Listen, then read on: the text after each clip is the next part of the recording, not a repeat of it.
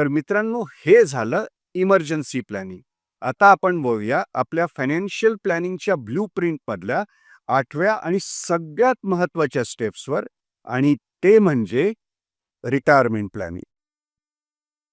Retirement प्लॅनिंगमध्ये 8 महत्त्वाच्या steps आहेत आणि ती प्रत्येक स्टेप आपण व्यवस्थित समजून घेऊया. रिटायरमेंट प्लॅनिंगची सुरुवात होते understanding your post retirement lifestyle and desires. मित्रांनो, आपल्या आजच्या आयुष्यात पण आपल्या लाईफस्टाईलबद्दल आणि आपल्या डिझायर्सबद्दल काही एक्सपेक्टेशन्स असतात.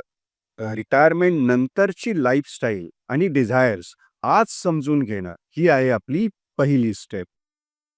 याच्यानंतर सेकंड स्टेप येते calculating the monthly income required to maintain that desired lifestyle. याचा अर्थ त्यावेळी म्हणजे तुम्ही रिटायर्ड झाल्यानंतर तुम्हाला एक्झॅक्टली किती मंथली इन्कम लागेल हे आज कॅल्क्युलेट करणं.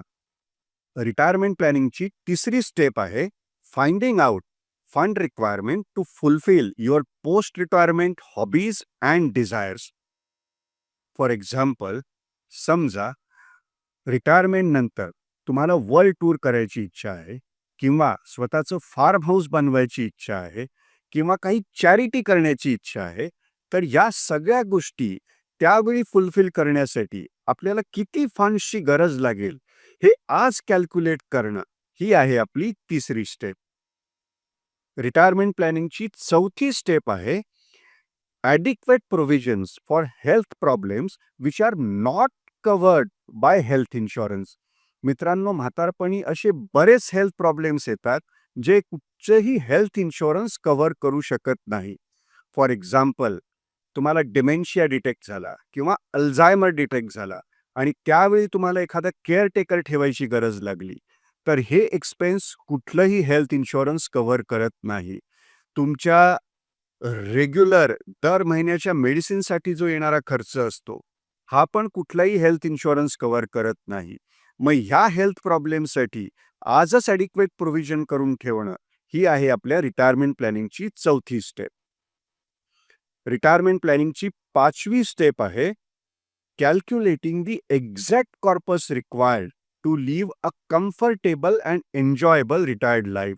मित्रांनो, या सगळ्या गोष्टी कन्सिडर केल्यानंतर म्हणजे तुम्हाला डिझायर्ड लाईफस्टाईल मेंटेन करण्यासाठी एक्झॅक्ट किती मंथली इन्कमची गरज आहे, तुमच्या हॉबीज आणि डिझायर्ड फुलफिल करण्यासाठी किती प्रोव्हिजन करण्याची गरज आहे, की तुमचे काही हेल्थ प्रॉब्लेम्ससाठी काय प्रोव्हिजन करण्याची गरज आहे, हे सगळं कन्सिडर केल्यानंतर तुम्हाला एक चांगलं रिटायर्ड लाईफ जगता यावं यासाठी एक्झॅक्ट किती रिटायरमेंट कॉर्पस लागणार आहे हे कॅल्क्युलेट करणं ही आहे आपली पाचवी स्टेप. मित्रांनो, रिटायरमेंट प्लॅनिंगची 6वी स्टेप आहे developing a suitable investment strategy to accumulate the retirement corpus.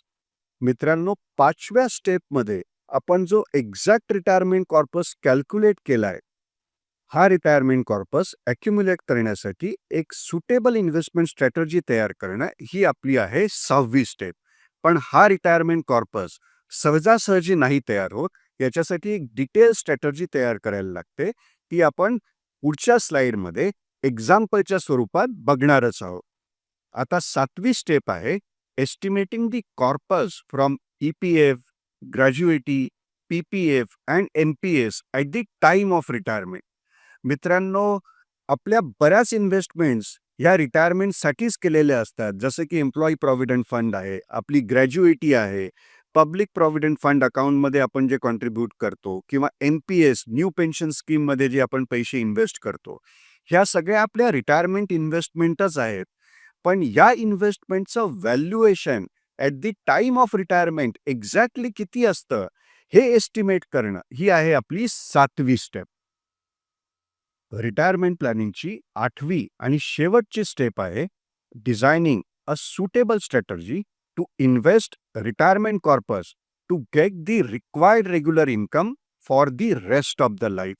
मित्रांनो, जो काही रिटायरमेंट कॉर्पस आपण जमवलेला आहे, ह्या रिटायरमेंट कॉर्पसमधून आपलं जे काही रिटायरमेंट लाईफ आहे, मग ते 35 वर्षाचं असेल, 40 वर्षाचं असेल, कदाचित 45 वर्षाचं पण असू शकेल, या पूर्ण रिटायरमेंट लाईफमध्ये आपल्याला रेग्युलर इन्कम यावं, यासाठी एक सुटेबल इन्व्हेस्टमेंट स्ट्रॅटर्जी डिझाइन करणं ही आहे आपल्या रिटायरमेंट प्लॅनिंगची 8वी आणि शेवटची स्टेप.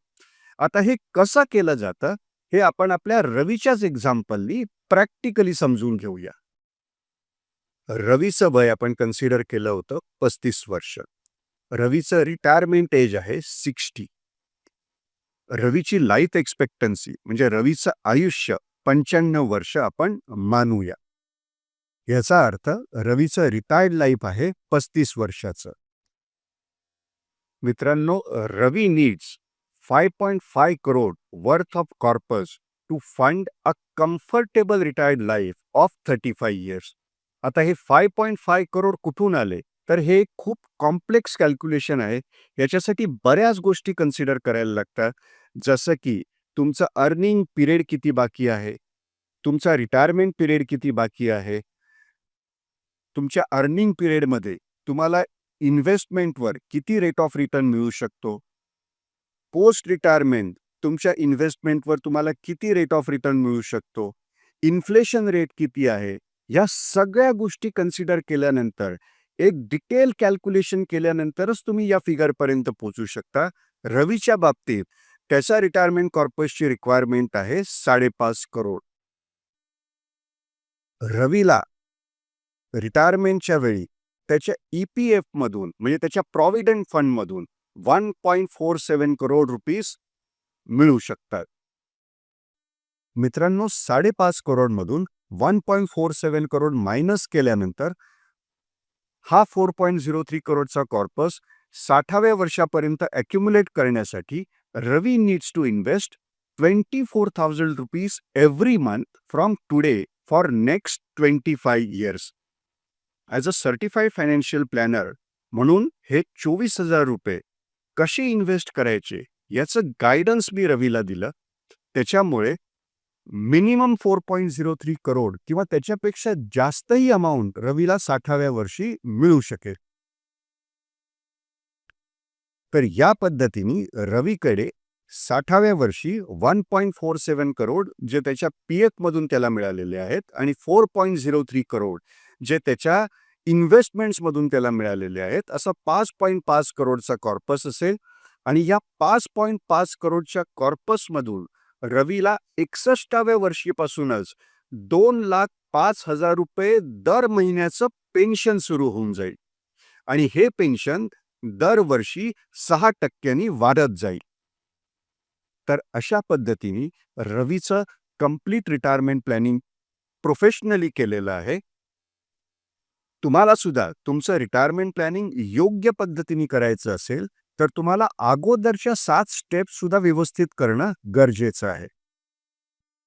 आता आपण वळूया आपल्या फायनान्शियल प्लॅनिंगच्या ब्लू प्रिंट मधल्या 9व्या स्टेपकडे आणि ते म्हणजे टॅक्स प्लॅनिंग.